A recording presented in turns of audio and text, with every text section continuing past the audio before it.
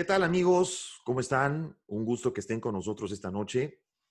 Eh, Hoy tengo el gusto de volver a recibir con nosotros al doctor Raimundo Tenorio. Doctor Raimundo Tenorio es, además, aparte de ser un gran economista y un gran amigo, que le agradezco como siempre que esté aquí con nosotros, es también profesor emérito del Tecnológico de Monterrey, de la Universidad Tecnológico de Monterrey, en México, por supuesto, y además, pues ya un invitado frecuente de nuestro programa. Y el día de hoy, el tema o los temas de los que vamos a hablar son temas bastante escabrosos, bastante confusos y han dado mucho de qué hablar, especialmente la última semana. Doctor Raimundo, como siempre, te agradezco, bienvenido, un abrazo hasta México, ¿cómo estás? Muy amable, muchas gracias por la distinción y aquí a tus órdenes. Gracias, doctor. Pues, a ver, doctor, lo primero que nos confunde cuando escuchamos el término de que se aumenta el salario mínimo. Pareciera un término más para que la gente lo aplauda y la gente se emociona y empiezan de pronto cantos victoriosos o cánticos victoriosos por acá, por allá, etcétera, diciendo que este gobierno, miren cómo sí piensa por la gente, etcétera, etcétera. Pero tras bambalinas hay gente que no ve ciertos detalles. Gente, por ejemplo, que no tiene el conocimiento de usted o personas como yo que tenemos un conocimiento más o menos, pero que no, obviamente somos más terrenales, no estamos en esos ejes en donde se entiende esto a detalle. Y es que la gente, Raimundo, pues parece no entender por qué el elevar el salario mínimo también conlleva un aumento de la inflación. ¿Cómo no? ¿Cómo no? Bueno, empecemos primero por retomar rápidamente algunos conceptos básicos para contextualizarlo. El salario mínimo es un salario que por una jornada de trabajo de 8 horas en la economía formal en México, es decir, la que pagan patrones que están legalmente establecidos con un registro patronal en el IMSS, registran a sus trabajadores y registran los salarios, no solamente el salario que le van a entregar en peso a peso, centavo a centavo, sino también lo que se llamamos el salario integrado, es decir, lo que también se deposita por parte del patrón en las prestaciones como son IMSS, como son la contribución al ahorro para el retiro y la cuota ante el Infonavit. Entonces, este salario se registra ante el Instituto Mexicano del Seguro Social para que se acumule, entre otras cosas, justamente la contribución a la seguridad social del trabajador. Entonces, el patrón por eso es que habla de un salario integrado, no paga solamente entonces el salario nominal que recibe cada quien en pesos y centavos, sino los adyacentes, que son estas prestaciones. Por eso es que cuando se contrata a alguien en México, la economía formal se dice, el salario base es de tanto más prestaciones de ley. Siempre van a aparecer así los anuncios de oferta de trabajo Correcto. para quien solicite esto. Entonces, eso es importante contextualizarlo, Y que porque el las patrón. prestaciones de ley es donde viene el seguro social y todo lo demás, ¿no? Sí, señor, así es. Entonces, bueno, el trabajador sabe cuál es el salario porque firma un contrato, repito, en la economía formal. Quienes están en la economía informal, el salario es completamente heterogéneo. Está negociado en base a hora, en base al día, en base a un jornal, pero hablemos de la economía formal, que es donde está el salario mínimo. El salario mínimo lo que garantiza es justamente que en esto que el patrón le va a contratar 8 horas de trabajo formal al día, ese salario, cuando menos se le pague en una condición del trabajo calificado que tenga. Ahí es otro aspecto que hay que poner en claro. En la tabla de salarios mínimos que la Comisión Nacional de Salarios Mínimos tiene en México es para oficios, ¿de acuerdo? No es para trabajos totalmente calificados. A manera de ejemplo, un operador de un tractor, su salario mínimo por día es de 201 pesos 20 centavos. Ah, eres tu reportero. Ah, tu salario mínimo por día a partir del 1 de enero de 2021 es de 313.61 por día. ¿De acuerdo? Entonces, Correcto. eso que escuchamos nosotros del salario mínimo hoy de 141 pesos 11 centavos es el mínimo, mínimo, mínimo a trabajo no calificado. El trabajo no calificado, ¿cuál puede ser? Mire, pues póngase usted a recoger estos papeles y llevarlos a la bodega, póngase usted y lleve estos artículos de limpieza a los que van a hacer la limpieza. Eso es un trabajo mínimamente calificado. Pero de ahí para arribita, según el oficio, la calificación que se va teniendo de trabajo, si eres, por ejemplo, un albañil, ¿verdad? Con cierta especialización, si eres yesero, si eres colocador de azulejo, son 60, son 60. E incluso a partir de enero del 2021, las trabajadoras del hogar también estarán clasificadas en esa tabla de salarios mínimos. Y en esa tabla, el mínimo va de 141 pesos 11 centavos a 313.01, que es el de reportero. Es decir, es un Correcto. rango de 60 oficios o trabajos que están ahí en ese. Hay otra tabla que se llama de salarios mínimos profesionales, ¿de acuerdo? Esa la dejamos mejor por separado para no seguir acumulándole más información a nuestra audiencia. Bueno, Correcto. entonces, esos salarios mínimos que se establecieron por una Comisión Nacional de Salarios Mínimos que es tripartita, es decir, representaciones de patrones, de trabajadores y de gobierno. Entonces, ahí se asegura que cuando menos 2 votos pasen sobre otro para tomar una decisión de un llamado acuerdo, porque no hay acuerdo como tal, porque una parte puede no estar de acuerdo. En todas las negociaciones que hay de salarios mínimos, siempre se acordó que las revisiones fueran anuales. ¿Por qué anuales? Porque, número uno, representa una certeza para los patrones la planeación de costos. El salario es un costo variable, es decir, pago yo salarios a mis trabajadores porque manufacturen, a un ebanista me ayude a hacer muebles de madera, alguien me ayude a pegar suelas de zapato, etcétera. Entonces, esto me facilita la planeación de mis costos durante un año. Entonces, el salario se fija para un año. Obviamente, durante ese año van a ocurrir muchas cosas como puede ser inflación. Si la inflación es bajita, entonces el empresario puede planear cómo ir absorbiendo estos costos variables por los salarios que les va a pagar a sus trabajadores. Pero un escenario hiperinflacionario o muy inflacionario es muy difícil para un empresario estar planeando no solamente los costos variables del pago de sus trabajadores, sino también de las materias primas que va a utilizar, como la energía eléctrica, el agua potable, la renta del local, etcétera. Entonces, por eso es que si aumenta uno de esos costos variables, como es el pago de mis trabajadores, entonces yo tengo que reflejarlo, yo, el patrón, tengo que reflejarlo en el movimiento de mi margen de precio. O sacrifico utilidad o aumento precio. Todo depende de qué, del Correcto. mercado donde yo compita.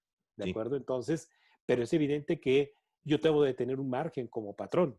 Entonces, si se me incrementan mis costos por salarios, voy a ajustar seguramente el precio hacia arriba. En la misma proporción que estoy aumentando el salario mínimo, posiblemente no, porque es uno de varios costos variables. Pero si al mismo tiempo me aumentas energía eléctrica, me aumentas suministro de gas, me aumentan mis proveedores, aumentos de las materias primas, pues entonces imagínate hacia dónde se van a ir los precios. Pues, ¿quién ayuda verdaderamente a contener la inflación? Pues mis proveedores que son bien eficientes y me proveen bien y negocio bien con ellos, y también mi productividad para poder aprovechar la energía eléctrica, el agua, etcétera. Entonces, con todo eso tiene que trabajar a diario el empresario. O sea, el que es empresario sabe qué se mete, ¿verdad? Yo alguna vez fui empresario, por eso puedo hablarles con razón de causa. Por esa razón, entonces, es que cuando se anuncia un incremento en el salario, pues de inmediato mi planeación de costos hacia el siguiente año se va a alterar. ¿Qué tanto Sí. voy a ajustar entonces mis costos Eso es totales? precisamente lo que te iba a decir, porque forzosamente va a impactar a los empresarios. Pero ahora lo que mucha gente no entiende, doctor, porque ya hubo otro incremento, además, Sí, en este año. Entonces, ¿cuál es la diferencia entre este nuevo incremento y el incremento anterior? Porque se hablaba de que, por ejemplo, en este nuevo incremento, pues el gobierno no está poniendo lo que en teoría debería poner y aparentemente le está cargando todo a los empresarios. eh, y entonces sí, se está tomando esto como, como una cuestión, es decir, se está politizando, porque a fin sí, de cuentas lo que los periódicos van a sacar, doctor, en los encabezados, pues es el aumento del salario mínimo y el pueblo, digamos, la gente, a quien le va a aplaudir es al gobierno, no a los empresarios que son los que van a terminar cargando el costo completo de esto, así ¿no? es. ¿Cuál es la diferencia Sí, entre este incremento y el anterior, doctor? es que no hay diferencia. Los salarios, tú lo acabas de decir, lo pagan los empresarios. El gobierno es un negociador de esas tres partes, es un negociador y conciliador entre trabajadores y empresarios. El gobierno está en medio, tratando de conciliar las relaciones entre capital y trabajo. Unas negociaciones que pueden decir, bueno, pues yo quiero 10 o huelga. No, pues yo te ofrezco 5 y no me haces huelga. Eso hace el gobierno, es un conciliador. ¿Por qué razón? Porque el gobierno no paga los salarios de los trabajadores. ¿Tiene también sus propios trabajadores a los que paga mínimos el gobierno? Sí, pero son los menos. Del total de trabajadores registrados en el Instituto Mexicano del Seguro Social, que es el registro de quienes están empleados por el sector privado, el 95% de los trabajadores activos formales están ahí. El número redondo hoy, dado que caímos 1 millón, en 19 millones. De esos 19 millones, 9 millones 200 mil trabajadores perciben hoy en día entre el equivalente de 1 y 2 salarios mínimos. Hoy, es decir, entre 3,603 pesos y 4,024 pesos. Están en ese rango. Correcto, ok. ¿De acuerdo? Es decir, 9 millones y pico de trabajadores. ¿Cuántos están en esa tabla de salarios mínimos que les mencioné al principio? 3,960,000. Son los únicos que están ahí. En el año 2019 se logró un acuerdo para aumentar el salario mínimo 16%. En el año 2020 se aumentó 20%. Y ahora para el 2021 se aumenta 15%. ¿Sí? Al salario mínimo se le ha hecho muchas mediciones durante el tiempo. ¿Ha perdido poder adquisitivo ese salario mínimo en los años? Sí, perdió mucho poder adquisitivo, 77% en 30 años. ¿Se está recuperando con estos aumentos? Sí, también. Y es bueno que se recupere el indicador de salario mínimo. Solamente que hay algo que en este momento no lo hace conveniente y por el cual los empresarios no estuvieron de acuerdo y el conciliador dijo, pues se aguantan, le doy la razón al trabajador que quiere 15%. ¿De acuerdo? ¿Por qué razón? Porque este año perdió en México 1 millón de empleos, más 1,010,000 establecimientos pequeños, medianos, que cerraron definitivamente sus puertas debido, entre otras cosas, a la pandemia. Y eso que estamos hablando, doctor, del empleo formal, ¿no? Así es. Aparte, no estamos contando el informal. Y además sumamos 57,000 millones de pesos retirados por los trabajadores formales de sus fondos de ahorro para el retiro. O sea, no hay teoría económica que pueda justificar esto más que el marxismo, en donde aumentar salarios en una época de recesión económica tan grave, tan inédita como esta, no solamente es inconveniente, sino que es imprudente. Los empresarios ofrecieron 10%. Ustedes nada más piensen en estos 10 meses que ya vamos a acumular de pandemia, ya llevamos 9, vamos a acumular 10.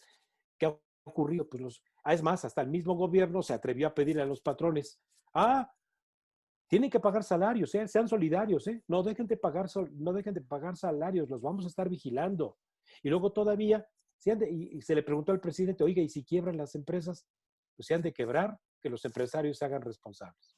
Sí, eso es impresionante. Pero cargar todo esto, doctor Raimundo, en un momento en el que además las empresas ni siquiera han recibido estímulos fiscales ni apoyo de ningún tipo. Y no estoy hablando de las empresas grandes, hablo del pequeño y mediano empresario, las pymes. Y entonces cargarle todavía esto es como la estocada, la última estocada del toro todavía, inclusive antes del término del año, que de por sí ha sido un año atípico en todo y ha sido un año paupérrimo y la economía de México está obviamente más dañada que nunca. En una actitud obviamente de indolencia, de total falta de empatía de parte del gobierno.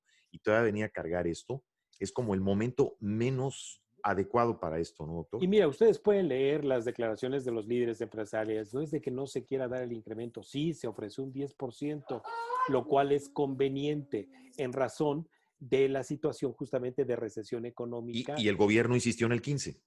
Y todavía mañana, seguramente se van a enterar en este programa de Juan Shane, se van a enterar que el día de mañana la zona metropolitana de la Ciudad de México, es decir, la Ciudad de México y el Estado de México, regresamos al cierre de establecimientos no esenciales, al llamado semáforo rojo. Entonces, imagínense, un empresario que siga pagando, después de esta pandemia, que siga pagando salarios, que siga pagando contribuciones patronales. No, o sea, no, esto va a ser el acabose. Increíble. Entonces, en conclusión, amigos míos, déjenme decirles que el aumento del salario mínimo es bueno, pero en este momento la inconveniencia de hacerlo en esa proporción, y por primera vez en los últimos 30 años hubo una de esas tres partes que no pudo estar de acuerdo, que fueron los patrones, porque obviamente ven en la puerta el cierre de sus empresas. Sí, una consecuencia peor. Es decir, por tratar de aliviar una, lastiman otra y entonces terminan haciendo el problema más grande. Y establecimientos que sobrevivan, eventualmente, que pueden caer en emplear a estas personas, pero de manera informal. Es decir, reabro mi restaurante y miren, señores meseros, pues les voy a pagar les voy a dejar que vengan prácticamente a servir y que cobren por comisión, que es sus propinas, ¿verdad? Entonces, pero no les puedo pagar Tremendo. salario. Entonces, está Y, tremendo. y, y resultado, doctor, otro empujón al desempleo, ¿verdad? Sí, sobre todo porque los patrones justamente al ver incrementar sus costos variables por el pago de mayores salarios, entonces si yo tengo 4 que me hacen el trabajo hoy, pues a partir de la semana que viene me quedo con 3 para que me hagan el trabajo de 4. Sí. Y prácticamente dos estocadas fuertes, dos empujones al desempleo, el outsourcing primero y ahora esto. O sea, todo lo Sí. que a un empresario le sirve como argumento para decir, pues voy a ahorrar costos, pero ya bajo estas circunstancias en donde no tengo estímulos, no tengo apoyo, tengo que incrementar mis costos, tengo que incrementar costos variables para pago de salarios. Ahora me quitan la posibilidad del outsourcing. Pues caramba, el Que empresario se esto ve del entre la espada outsourcing, y la pared, ¿no? sí, que esto del outsourcing es otro tema. Ustedes en Estados Unidos, bueno, saben perfectamente que la contratación bajo esquemas de especialización y por tiempo definido eleva la competitividad. Claro, hasta que aquel trabajador que desempeña la actividad sustantiva sí tiene un contrato, obviamente, por tiempo indeterminado.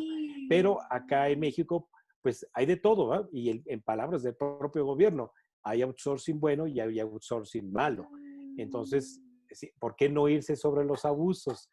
Las Sí. generalizaciones han sido el papel genérico de este gobierno. ¿Y qué es lo que busca? Lo que mencionaba Juan Shane hace un momento, es decir, aparecer en los encabezados de los periódicos políticamente correcto, Sí, para la foto.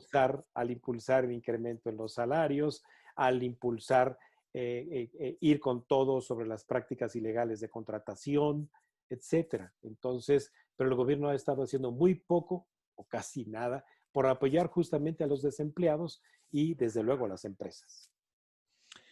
Doctor, el otro tema que nos trae aquí a preguntarte esta noche es el polémico tema, algo que nadie entiende. Me refiero no que nadie entiende, sino que nadie entiende por qué se dan este tipo de iniciativas. El tema Banjico, Raimundo.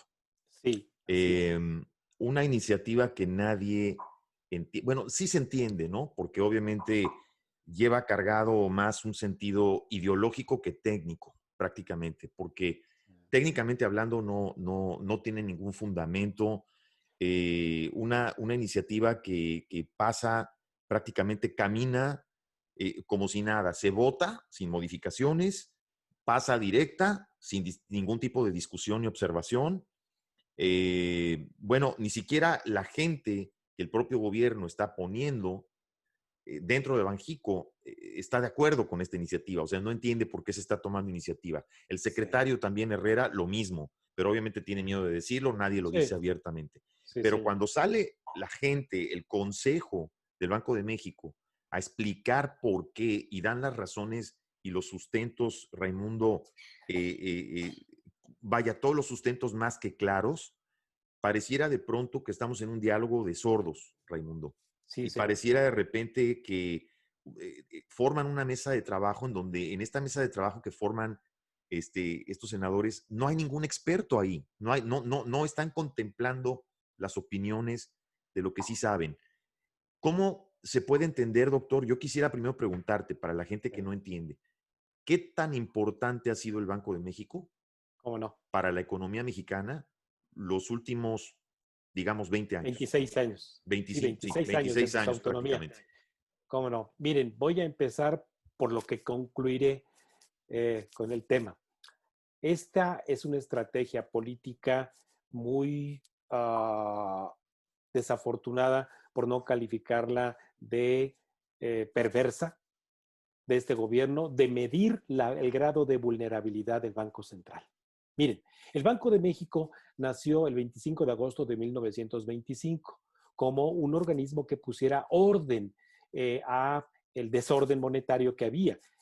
Vivíamos los años post-revolucionarios, donde incluso había bancos emisores de dinero a nivel local.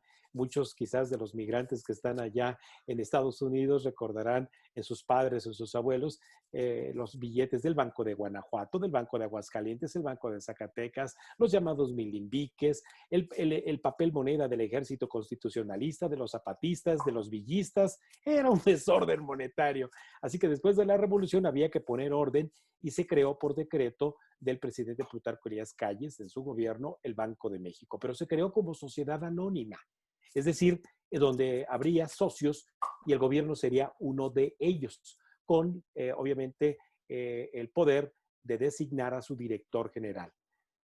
Yo viví en el Banco de México de 1973 en adelante y puedo decirles que yo tuve como director general a Gustavo Romero Colbeck, a Ernesto Fernández Hurtado y a Miguel Mancera Aguayo, y como Banco de México S.A.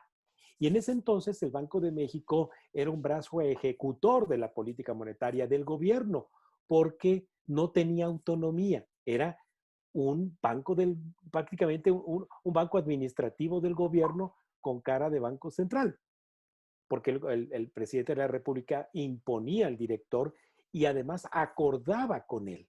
En los peores años, para no hacerles mucha historia del Banco de México S.A., el Banco de México se decía que era la caja chica del gobierno, porque era tanto como pedirle emitir dinero, es decir, la caja chiquita de decirle que imprimiera papel para financiar al gobierno de manera primaria. Es decir, el gobierno sin emitir papel de deuda que pasara por el mercado, le decía al Banco de México, emite dinero, yo te garantizo que lo voy a pagar, mientras tanto ese dinero lo utilizo para el gasto público. Y en esto, obviamente a lo que llevó fue a un gran desorden en la década de los 80s, tanto de Echeverría como de López Portillo, que son a los que admira Andrés Manuel López Obrador, y todos los demás anteriores. Hubo un desorden entonces en el Banco de México. Tuvimos años hiperinflacionarios. Quizás muchos de ustedes a lo mejor tienen las mismas canas que yo, o si no, pregúntenle a sus papás si son más jóvenes. Tuvimos años de 190% de inflación. Nada más con eso les digo, por haber provocado ese desorden. Pero algo muy importante que quiero aquí decirles, la manera de conseguir dólares en México era de parte de ustedes, de los migrantes que enviaban el dinero, pero algunos lo enviaban por giros bancarios y algunos por giros telegráficos. Había giros de telegrama, ¿de acuerdo? Pero muchos te enviaban el dinero en efectivo, incluso en sobres por correo. De verdad, así era. Y en nuestro mercado local, conseguir dólares era irse a la zona rosa, en las calles de Niza, todas estas calles de ahí de la zona de la Glorieta de Insurgentes, y ahí comprábamos dólares para irnos con los dólares el fin de semana a Bronzeville a comprar cosas de fayuca, de contrabando.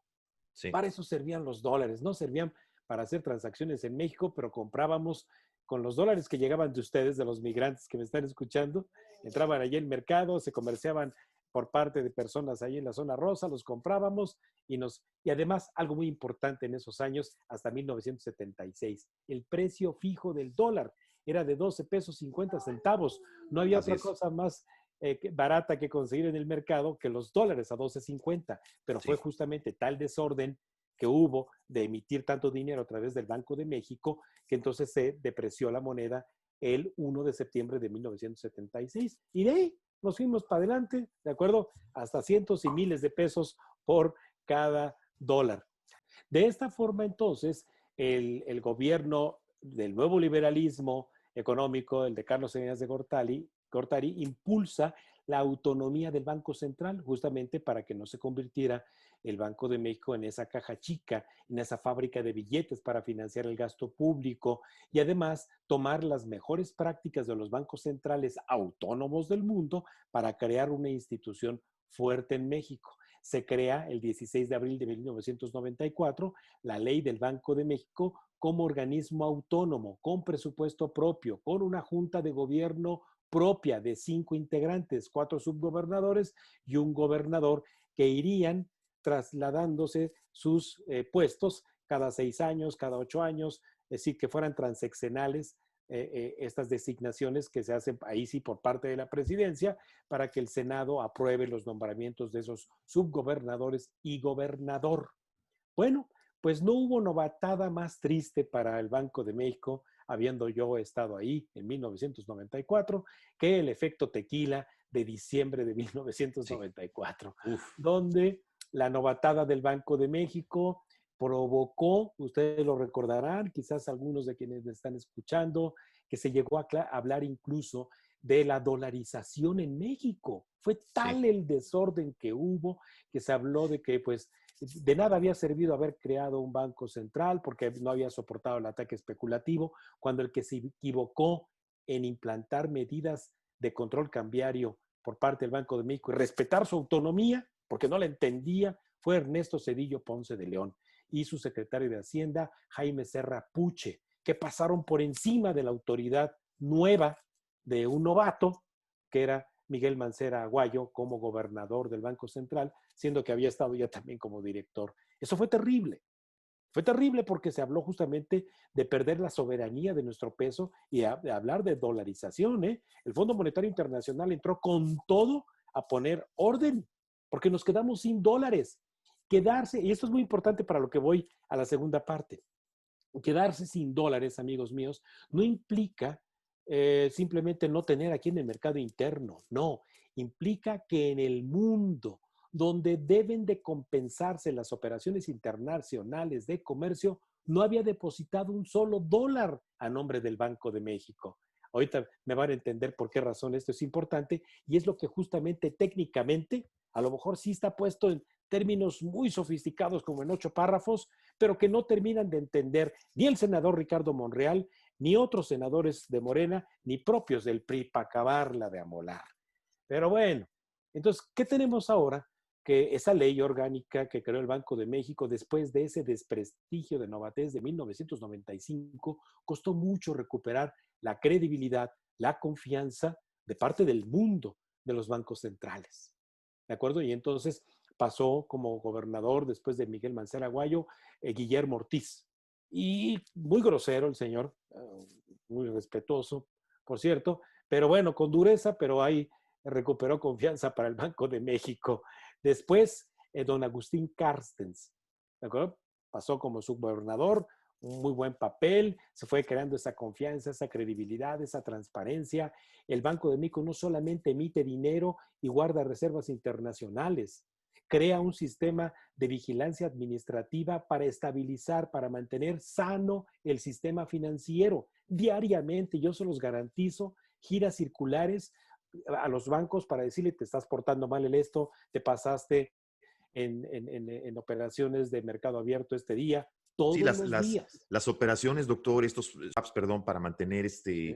el índice cambiario y demás, que son Así es, cosas sí, que señor. además han venido manteniendo el nivel, sobre todo saludable, de las finanzas de la macroeconomía en México. Pero mucha gente no entiende, doctor, eh, mucha gente que vota hoy en día y que hoy en día reclama y habla del neoliberalismo, no vivió lo que muchos vivimos en el 94 y que vivimos en el 85 y Sí, que señor. vivimos todavía más atrás con López Portillo. Es decir, Sí, hay gente de una generación que eso no le tocó. sí, Es decir, señor. que no han tocado fondo, que no saben lo que se siente tocar fondo. Y vuelvo a lo que comenté. Iniciativas como esta del señor Monreal, que no tienen ni idea de lo que está diciendo, que están tan cargadas de idealismo, que no Sí, van sobre las consecuencias y que no entienden la parte técnica, así es. son las que le preocupan en este momento a la gente, doctor. Es Sí, decir, vaya, y terminamos en este término coloquial que dice, ¿en manos de quién estamos? ¿Y así por qué es. hacen esto? Miren, Entonces, justamente para responder esta serie de reflexiones y preguntas de Juan Shane, déjenme decirles lo siguiente. Cuando se habla de reservas internacionales, se habla de activos, es decir, lo que se posee. Esas reservas internacionales no son de nadie más que del Banco de México. ¿Por qué razón? Porque compra esas reservas internacionales. Cuando una empresa desde México exporta, vamos a suponer que exporta a Chicago, que exporta a Miami, a algunos clientes, esos clientes le pagan a las empresas que desde México exportan, pero no vuelan los billetes verdes, ¿de acuerdo? Vuelan depósitos, pero esos depósitos que hace un importador en Estados Unidos, en cualquier parte de la Unión Americana, deposita, ¿de acuerdo? O sea, le dice a su banco local, le voy a pagar a Raimundo Tenorio, que es el exportador desde México, le voy a pagar $100,000 a su empresa. Ahí están.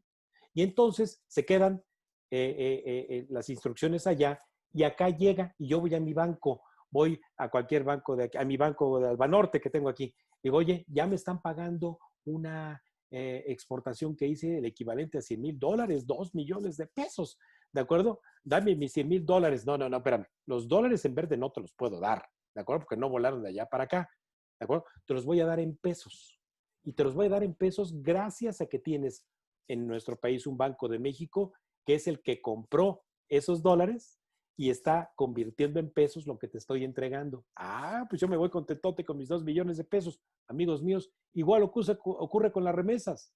Usted el día de ayer salió a depositar un giro para su pariente que está en Michoacán, en Puebla, en Zacatecas, donde sea, y depositó allá $500 e instruyó que se le paguen a su beneficiario acá, que es su papá, que dejó por acá. Perfecto, su papá mañana va a ir a a la agencia de cambio o va a ir al banco y va a recibir pesos. Y en el camino electrónico, quien se queda esos dólares es el Banco de México porque los compró. ¿Y qué entregó a cambio? Pesos. Pero tiene el respaldo entonces de la emisión de ese pasivo. ¿El activo cuál fue? Las reservas. Lo de la exportación, lo de la remesa que usted envió, ¿de acuerdo? Pero el pasivo son los pesos que emitió el Banco Central. Pero esas remesas que usted está depositando allá, esas importaciones que le está pagando un exportador mexicano, se quedan allá las deja el Banco de México, allá las deja depositaditas. ¿Por qué no se las trae al edificio de 5 de mayo número 2? Ah, por otra razón, porque entonces yo tengo aquí a mi vecino, a José Cruz, que es un importador, y entonces va a comprar maquinaria a un proveedor que está en California. Dice, oye, pues va a pagar su maquinaria y dice, son $1 millón de pesos de mi maquinaria que se le pague al señor Jack Taylor que está en California. ¿No? Pues entonces igual, ¿de dónde se toma el equivalente en dólares para pagarle al señor Jack Taylor? De la cuenta del Banco de México, donde acumuló lo que usted mandó en remesas, lo que se pagó de exportaciones. Son una serie de compensaciones, ¿de acuerdo? Diariamente. Entonces, si el Banco Central, las reservas internacionales, que hoy son de 194,000 millones de dólares, ya le dije, no están depositadas en el edificio de 5 de mayo número 2, están depositadas en 96 bancos centrales del mundo. ¿Para qué? Para compensar las transacciones que hacemos no solamente empresas y personas. Y el 99% de las remesas que se envían desde Estados Unidos hacia México vuelan electrónicamente. Ah, pero ¿cuál es la justificación del señor Monreal para decir que se debe de modificar la ley del Banco de México? Porque la ley dice, los depósitos de reservas internacionales del Banco de México se constituyen en moneda extranjera, denominada en dólares, euros, yens, monedas duras, fuertes, y también en depósitos en instrumentos líquidos, que son los bonos del tesoro, todo líquido. ¿Por qué? Porque se requieren compensar esas transacciones en el día a día. Entonces, ¿pero qué sucede durante el año y durante épocas como esta, como el diciembre? Que llegan, muchos de ustedes que son migrantes, se traen dólares en la bolsa. Los aranceles aduanales desde México les permiten traer en la bolsa hasta $10,000. Y a lo mejor se los traen 3,000 usted, 3,000 su esposa en el asiento de atrás y 3,000 su hijo en la camioneta de atrás. Ahí vienen con los dólares y llegan a México. Y así pueden llegar durante todo el año. Llegan a Tejupilco, Estado de México, y oye, pues vamos a comprar el pavito para la cena, las botellas de sidra, etcétera. Oye, pues vete a cambiar unos dólares. Y ahí va al banco. Oiga, pues, ¿quién es usted? No, pues yo soy Pedro Armendáriz. ¿Y de dónde viene usted? No, pues llegué ayer de Los Ángeles. Oiga, pues no trae por lo menos su ID. Sí, aquí está. ¿Cuánto quiere? Ah, ¿cuánto trae? $1,000. Ahí están. Y le entrego pesos. ¿Sí? Sin ningún problema, ¿eh? Hasta $1,500 por día. Y al otro día vuelve a ir don Pedro Armendáriz y dice, oiga, ahora traigo otros 2,000. No, espéreme, no, ya no le puedo cambiar esos 2,000. Por mes son 1,500. Si usted fuera nuestro cliente bancario, hasta 4,000 por mes sin problema, pero ya le creo un expediente electrónico para saber quién es usted, cuántos dólares está trayendo, porque usted me está entregando billete verde y yo le estoy entregando a usted pesos. Yo como casa de cambio, banco, ¿qué cree que voy a hacer con esos dólares? ¿Qué creen ustedes que hacen los bancos cuando entregan pesos a cambio de los dólares en una ventanilla? Ah, pues al día siguiente o en el mismo día se los venden a doña Francisca Morales, que viene a comprar dólares en verde, porque se va a ir. O sea, hay un trading, ¿de acuerdo? Hay Correcto, un correcto. arbitraje diario. Pero al final del día, vamos a poner ese ejemplo, al final del día se le quedan al banco, ¿verdad? Por ahí, pues, $7,000 le quedan. Pues a ver, ya compré, ya vendí, ya compré, ya vendí, y se me siguen quedando 7,000, 7,000, 7,000. Ah, pues entonces voy con el Banco de México. Oye, banco, pues entrégame pesos, ¿no? Porque pues esto para mí, yo no los puedo poner aquí a ofrecer más que con mi carterera que dice que vendo dólares. Y el Banco de México le dice, no, espérame, papá, a ver, ¿cuánto compraste por remesas en efectivo? No, pues compré, aquí está, mira, pues a don Pedro Armendáriz pues, le compré 3,000. ¿Y a quién más le compraste? Ah, pues este y este y este. ¿Y cuánto vendiste? Ah, pues a este y este y este. ¿Y la diferencia entonces? No, pues es que pues sí estuve cambiando. Ah, no, pues seguramente llegó don Claro. Francisco Reséndiz y no Sí, sabías que era narcotraficante y a sí, lo sí, mejor sí, pues sí, sí le sí. cambiaste sin la intención, sin ninguna Sí. mala intención, pero te sobraron, mi rey. Así que entonces devuélvelos a Estados Unidos. Oye, ¿cómo que los voy a devolver? Sí, devuélvelos. Ellos te van a dar pesos, porque yo, Banco de México, ¿de acuerdo? Allá tengo también pesos. Pero nada, mi rey, a mí no me vas a dar nada. Tú los vas a regresar a través de un corresponsal bancario, tú, Citibank, lo vas a regresar a tu Citibank de allá, porque es tu corresponsal, ¿de acuerdo? Allá los vas a regresar porque te sobraron y que ellos te depositen los pesos a tu favor. Oye, pues está bien, ya recupero mis pesos y saldo mis cuentas.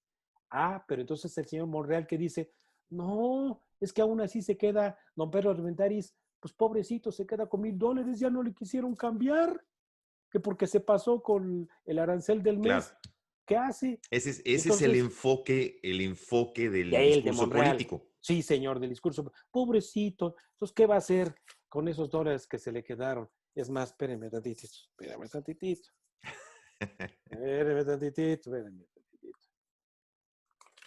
¿Qué va a hacer don Pedro Armendáriz con el dólar que se le quedó?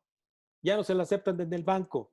Entonces, me volteo y digo, oye, hermana, cómpramelo, ¿no? Es que se me quedó, ya no me lo quieren cambiar en el banco, cómpramelo. Claro. Oye, pero mi hermana me dice, oye, pero es que en el banco me lo venden en 20. Pues yo te doy 19, te doy 18. Bueno, pues voy a perder 2 pesitos. Ten pues, ándale. De eso se queja el señor Monreal. Así de simple. Dice que los pobres migrantes pierden en esas transacciones de mercado negro, ¿de acuerdo? Que además, Dinero. doctor Raimundo, ¿de qué porcentaje estamos hablando Ah, del en ese total de 1%. transacciones? El 1%, Sí, ¿verdad? señor. Pues Sí, señor. es de la nada misma, porque la parte de remesas que dicen que viene por turismo, se habla de que en su mayoría dicen que viene por tarjeta de crédito, Así ¿no? es. Pero estamos hablando del 1%. No, mira, pero hay turistas también que llegan a Cancún, yo los he visto, que sacan el billete de dólar, Sí, sí, por supuesto. hasta en los table dance, Y sacan pagan en los, dólares y se los aceptan como si nada y estamos de acuerdo. pero el que tiene los dólares igual los vuelve ya a transaccionar o los Correcto. lleva a depositar en su cuenta. Y dice, yo soy un centro nocturno, ¿verdad? Debidamente establecido, recibí dólares, los deposito en mi cuenta. Ah, fue venta de servicio turístico, queda legalmente. Sí, totalmente. Pero, y precisamente eso es, doctor Raimundo, lo que no se entiende. O sea, se están basando en un contexto en el discurso Mira, político y en un contexto ideológico sí.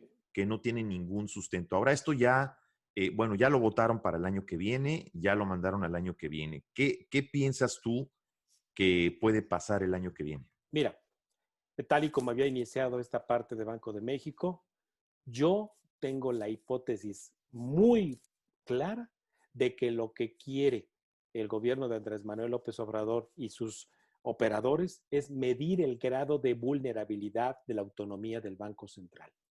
Ha habido Es eso. insinuaciones increíbles, sí, claro, es eso, Es punto. eso básicamente, es destruir Sí, la autonomía del ahí banco. les va la primera. El día 4 de febrero, el día 4 de mayo, después de que el tipo de cambio en marzo se fue hasta $25, obviamente, volvemos a lo mismo. ¿Quién tiene los activos que son dólares? El Banco de México. Y los tenía en febrero a una paridad de ¿cuánto? De 18.79. 18.79, sí. Ok, y ahí los estoy vendiendo, estoy apoyando a mis importadores, exportadores y aquí a los bancos. ¿Están de acuerdo? Bueno, en marzo, debido justamente a la crisis que inició el confinamiento, el tipo de cambio se nos fue hasta 25 pesos por dólar. De lo que tiene entonces el Banco de México, si le queremos ir a comprar dólares, ¿cuántos pesos le tenemos que entregar al Banco de México? 25 por cada dólar. ¿Están de acuerdo? Sí, si yo quiero importar, como importé desde California, me van a decir, pues mi rate no está a 18.79, hasta 25 pesos. Entonces yo tengo que entregar como importador, ¿cuánto? 25 pesos. ¿A quién se los estoy comprando para que le pague al exportador de California? Al Banco de México, a través de mi banco comercial. ¿Están de acuerdo? ¿Quién gana?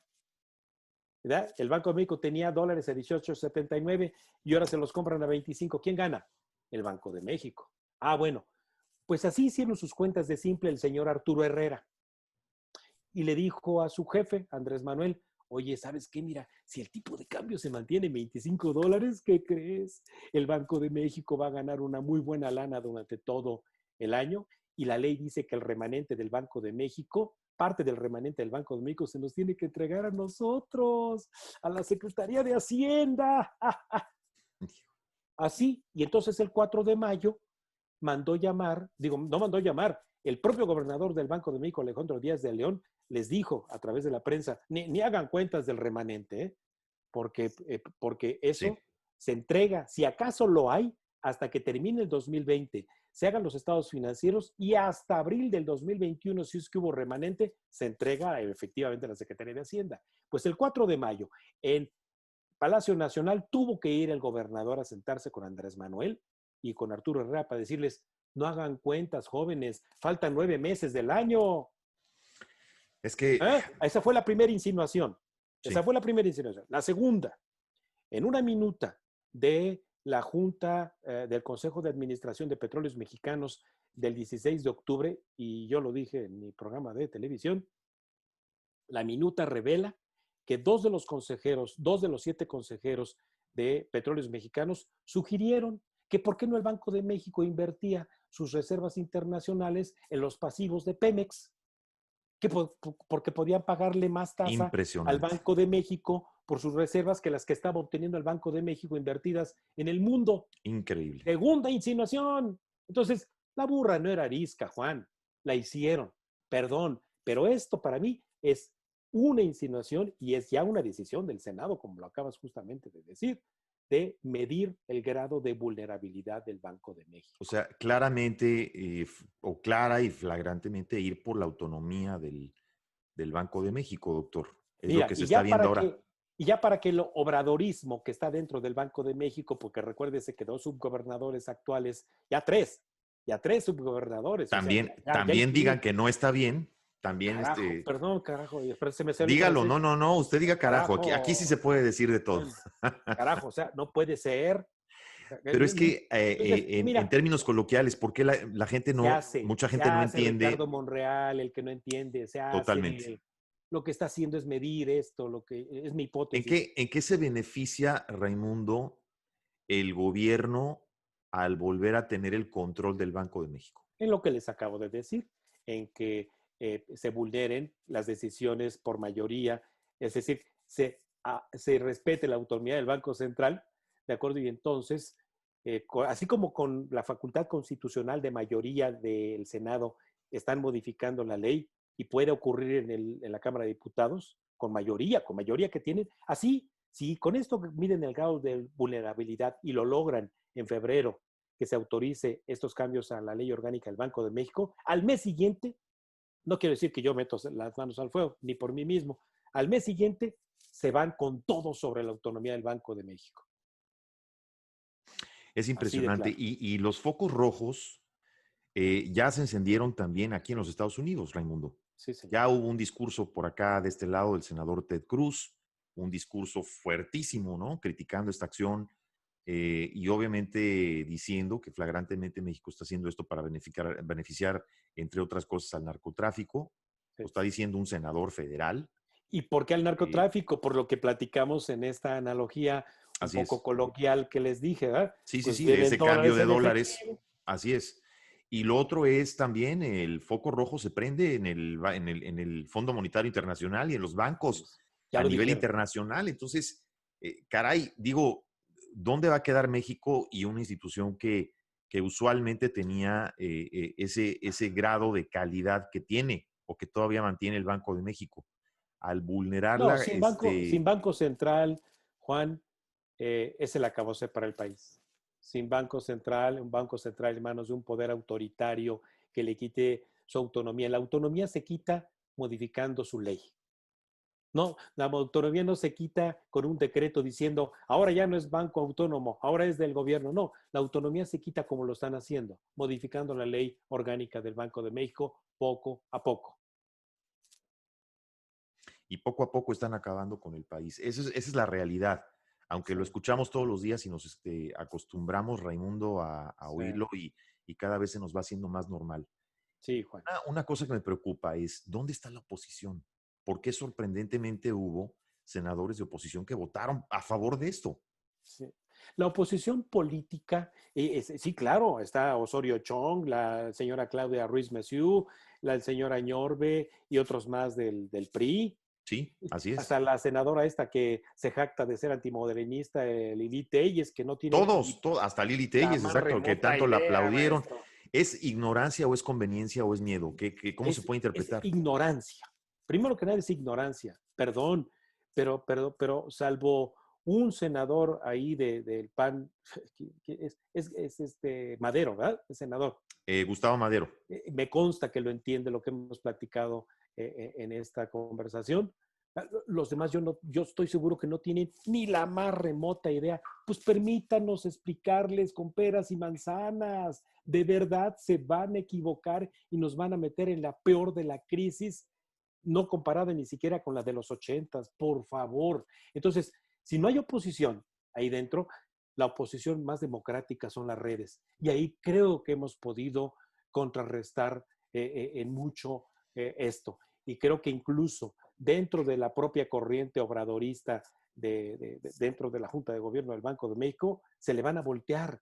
Y no porque no sean fieles a ciegas, sino porque no son idiotas. No harían respetar su inteligencia técnica. Sí.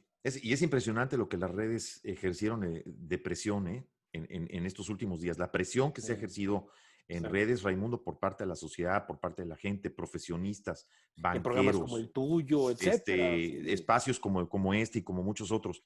Es sí. impresionante la fuerza que se ha ejercido en las redes. ¿A qué banco beneficia esto? Bueno, qué bueno que lo dijiste.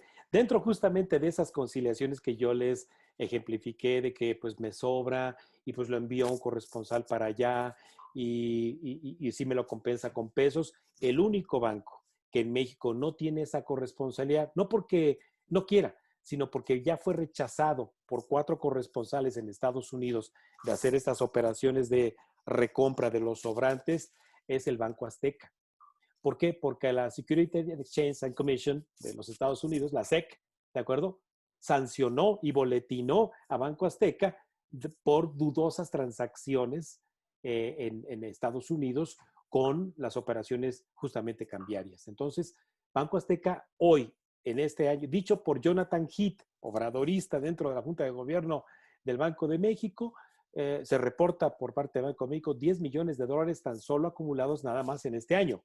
Pero tienen seguramente ahí, en el marranito, según cálculos porque hemos revisado las reservas internacionales en los últimos 4 años, de 102 millones de dólares que tiene acumulados Banco Azteca, que no puede monetizar. ¿Y qué quiere decir no monetizar? Pues que recibió dólares y entregó pesos, y ahora los dólares no los puede convertir en pesos, porque ni nadie se los recibe en Estados Unidos para compensárselo en pesos, ni se puede voltear con el Banco Central a que le dé pesos. Entonces es dinero que está congelado y que está perdiendo, obviamente, pues, ganancias para Día el con Grupo día. Salinas.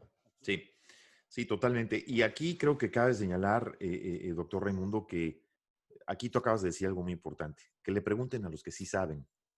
Si van a tomar estas decisiones, que le pregunten a los que sí saben, que incluyan en estas juntas y en estas comisiones a la gente que sí sabe.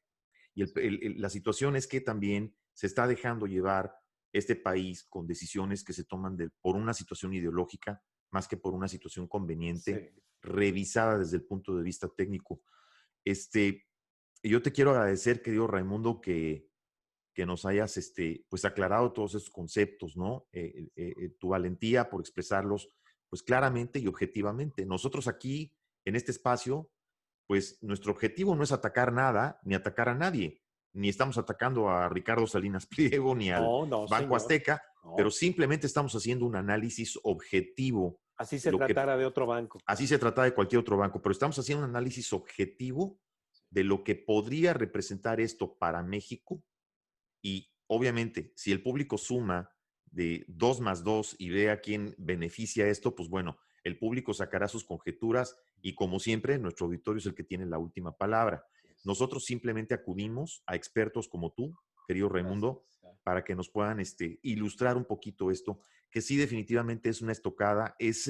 Siento que ha sido una semana demasiado fuerte, Sí, eh, demasiado dura y demasiado deprimente para la economía mexicana y para el sector productivo de México esta última semana, sí. tristemente antes de las Navidades. Sí, a eso le Querido Raimundo. sumamos los cambios a la Ley de Seguridad Nacional, que también van a traer problemas con Estados Unidos Sí, por las relaciones con la DEA, con ICE, etcétera. sí, se ve un 2021 difícil, Sí, muy difícil por lo que ya de por sí pasa en el mundo, pero todavía mucho más difícil por lo que el propio gobierno está originando así en es. México. Un desastre y Totalmente. un destructor de inversiones. Querido Raimundo, ¿dónde te puede seguir la gente? Y bueno, primero invítanos a tu Perfecto. programa porque tienes un programa cada semana y como dice el dicho aquel, cuentas claras, amistades largas. Entonces, Sí. ¿cuándo te podemos ver en Cuentas Claras? Gracias, mi querido Juan. Bueno, pues el programa de televisión que tengo es un programa de análisis, de opinión con especialistas, todos los martes a las 6 de la tarde, hora del centro, hora de México, por el canal 34.2 de TV Mexiquense, que por cierto ya se puede ver en una app de ¿Correcto? móvil, que es TV Mexiquense, o bien por internet, radio y televisión mexiquense, ustedes buscan los martes a las 6 de la tarde, 34.2. Mi única red social es @Raimundo Tenorio, lo tengo abierto a mensajes directos para recibir preguntas, dudas o hasta violentas objeciones. Ahí estás en Twitter, querido Raimundo. Sí, Ojo señor. público, querido Raimundo, no tiene Facebook, no tiene Instagram, ni tiene Sí. TikTok. No. Así que el doctor Raimundo Tenorio lo pueden encontrar por Twitter y hacerle las preguntas. Y ahí te estaremos viendo, como siempre, querido Raimundo, en tu programa en Cuentas Claras. Yo te Gracias. quiero agradecer de verdad, como siempre, que has estado con nosotros y te mandamos un fuerte, fuerte abrazo hasta México con los mejores deseos para esta Navidad. Igualmente de mi parte, un feliz fin de año con sus familias y que se reproduzca todo el bien que hicieron en este año en 5, 10, 15 veces más para ustedes y sus familias. Muy feliz 2021. Muchas gracias, querido Raimundo. Gracias, querido público, por estar aquí con nosotros como siempre y nos vemos la próxima. Buenas noches.